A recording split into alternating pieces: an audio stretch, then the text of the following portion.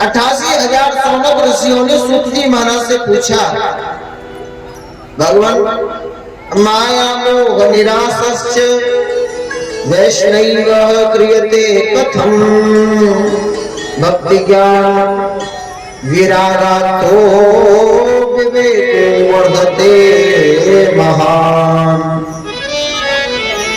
संतों ने प्रश्न किया, माया मोह निरासश्च वैष्णव क्रियते कथम, जितने भी भगवान के भक्त हैं माया और मोह का नाश करने के लिए कौन सा उपाय करते हैं?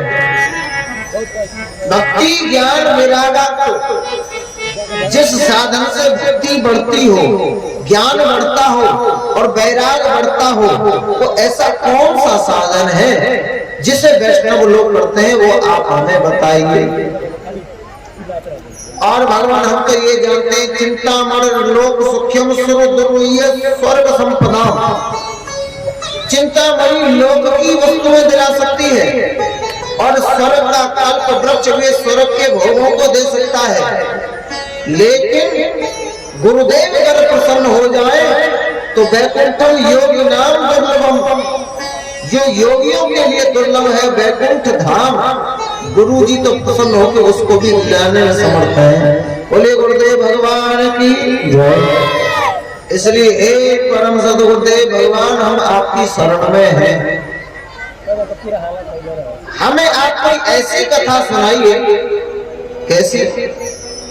अज्ञान ध्वंस विध्वंस कोटि सूर्य समप्रभः, सूता क्या है कथा सारम मम करण रसायनम। अज्ञान ध्वंस विध्वंस, अज्ञान रूपी अंधकार को दूर करने में आप कोटि सूर्य समप्रभ, करोड़ों करोड़ों सूर्यों की क्षमता आपके पास है।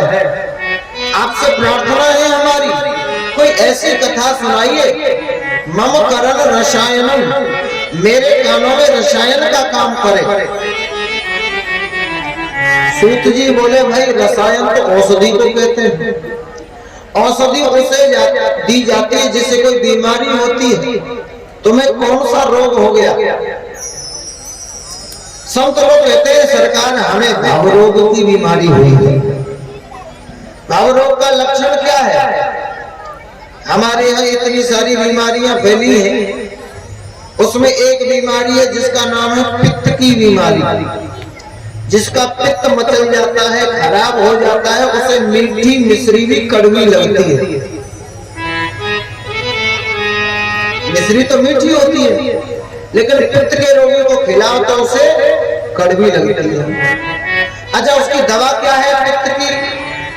उस रोग की, और उस रोग की दवा भी मिश्री ही है। अगर मरीज नित्य निरंतर उसका सेवन करने लग जाए तो वो फिर कड़वी मिश्री भी उसे एक दिन मीठी लगने लग जाती है।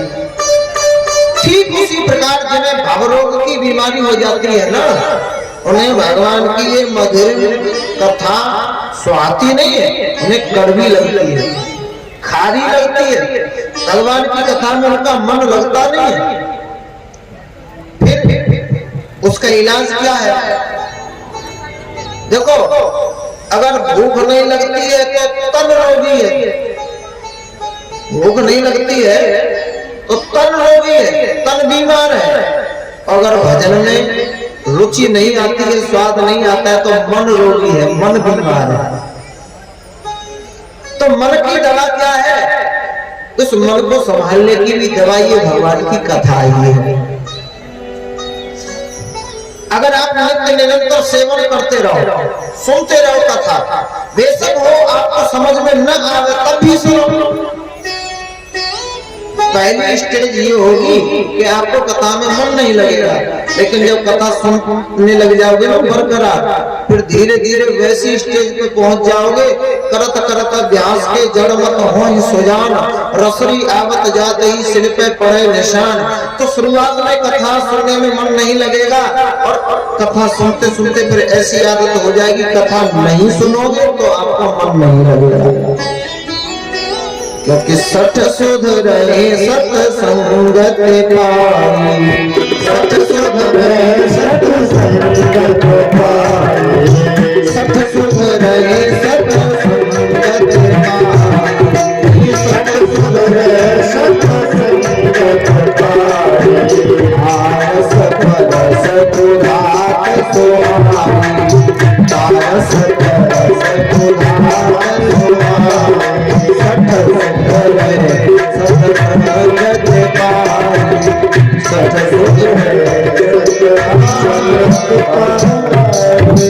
बोल गोविंद भगवान की जय।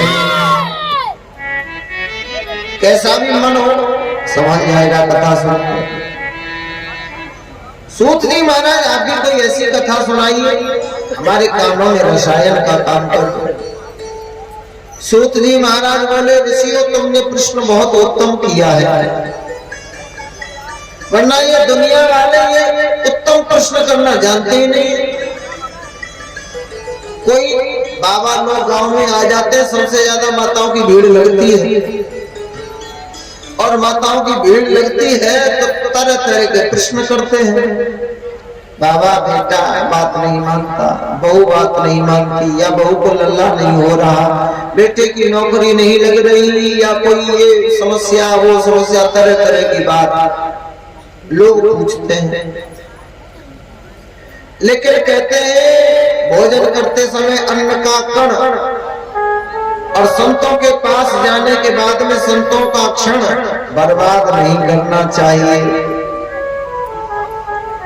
किसी बाबा लोगों के पास जाकर के ये फालतू के प्रश्न मत पूछो, ये होगा कि नहीं, वो होगा कि नहीं। जो भाग में है वो भाग करके आएगा, जो भाग में नहीं है वो आकर भी भाग जाएगा। एक महात्मा जी से किसी ने आकर के पूछा महाराज घर में बेटा नहीं है, ऐसा आशीर्वाद दे दो हमारे यहाँ एक बेटा हो जाए। महात्मा जी कुछ नहीं बोले, हंस रहे। अच्छा थोड़ी देर बाद महात्मा जी आगे चले, वो भगत भी साथ में था जो बेटा मांग रहा था, और भी साधक लोग साथ में थे। महात्मा जी ने क्या देखा, एक सूकर ही जा रही थी, उसके पीछे 10-12 बच्चे भाग रहे थे, छोटे छोटे बच्चे सूकर के। महात्मा जी ने देखा तो हंस पड़े। लोगों ने पूछा महाराज जी आप क्यों हंसे? नहीं आगे बोले कोई तो बात होगी बता दीजिए। महात्मा जी बोले हम संतों के पास में लोग आते हैं, महाराज ये दे दो वो दे दो बेटा दे दो। मैं सूकर ही को देख करके हंस रहा हूँ, ये किस संत के पास में गई होगी मैं बेटा दे दूं। इसने कौन सा भजन पाठ पूजा किया होगा, अगरबत्ती लगाई होगी कि हमें बेटा मिल जाए। बिना संत के पास जाए, बिना भगवान से मांगे इसको 10-12 बेटे मिल गए कि नहीं? 10-12 नहीं मांगे मिले कि नहीं? भाग में थे तो मिल गए। अरे हमारे भाग में होंगे तो हमें भी मिलेंगे। इसके लिए ऐसा थोड़े किया जाता है। तब संतों के पास जाओ, सत्संग में जाओ तो प्रयास ये करो कि हमें भगवान मिलेंगे कि नहीं, ये प्रश्न पूछो।